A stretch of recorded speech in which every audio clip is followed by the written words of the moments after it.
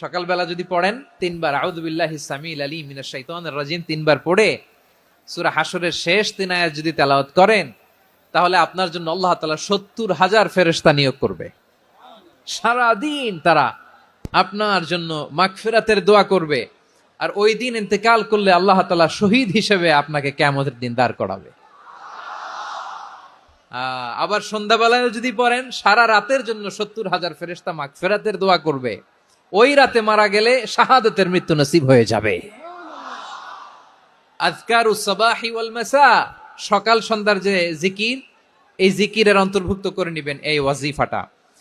যে হাদিসটা বর্ণনা করলাম সুনানে তিরমিজির হাদিস, যদিও হাদিসটা সনদের দিক থেকে দাঈফ, কিন্তু মুহাদ্দিসিনে একরাম বলেছেন যেহেতু এটা ফাজাইলুল আমালের হাদিস, এটা পড়ার ক্ষেত্রে কোনো নিষেধাজ্ঞা নাই, এটা পড়া যাবে।